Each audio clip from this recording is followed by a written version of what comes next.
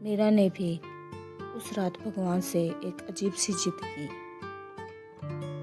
कि अगर वो वही था तो उसे एक बार फिर से दिखा दे।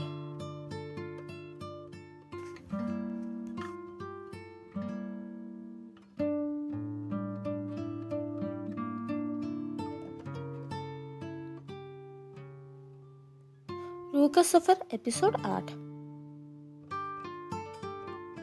नमस्ते दोस्तों, मैं हूं आपकी दोस्त और इस कहानी की लेखिका आरजे पूनम।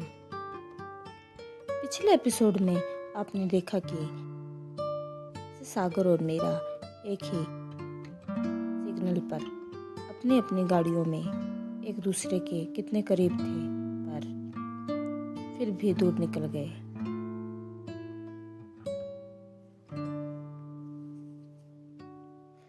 कभी कभी जिंदगी हमें मौका तो देती है, पर शायद वक्त हमारा नहीं होता।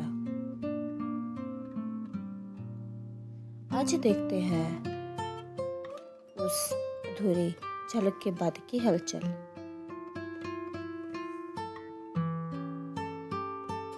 दोस्तों, उस शाम के बाद सागर के मन में एक अजीब सी कशमकश शुरू हो गई थी। वो बार बार अपनी आंखें बंद करता तो उसे वही आधा ढका हुआ चेहरा और वही जानी पहचानी आंखें याद आती। उसे रह रह कर लग रहा था कि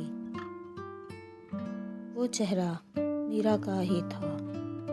वो होटल के कमरे में बैठा खिड़की से बाहर देख रहा था, पर उसका मन उस सड़क पर ही अटका हुआ था। उसने खुद से सवाल किया, क्या ये महज मेरा वहम था या वाकई वो मीरा थी?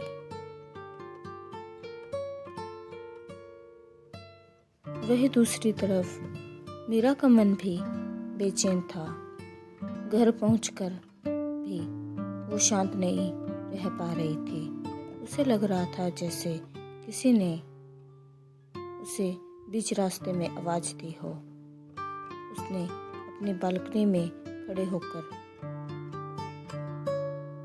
उस ढलते हुए सूरज को देखा और सोचा कि आखिर क्यों उसकी रूह आज इतनी बेचैन है। उसे लगा जैसे वो किसी बहुत बड़ी हकीकत के करीब पहुंचकर पीछे छूट गई है।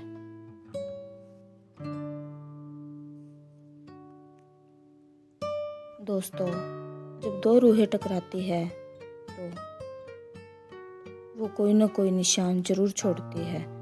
सागर ने तय किया कि वो वापस उस रास्ते पर जाएगा और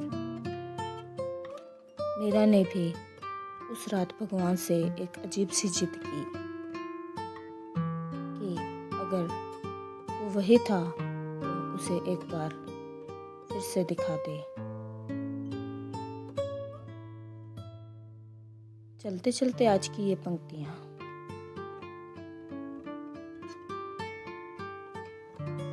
एक अजनबी सा चेहरा, पर अपनी सी वो आंखें थी।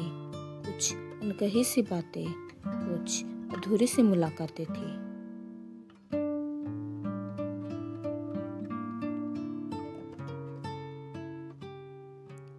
दिल कहता है कि वो तू ही था, पर दिमाग को एतबार नहीं। ये कैसे बेबसी है जहां चाहकर भी अधिकार नहीं।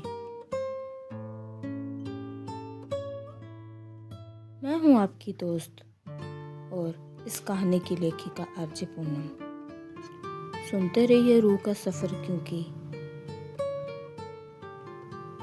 अब ये तलाश एक नया मोड़ लेने वाली है। अपना ख्याल रखिए। नमस्ते।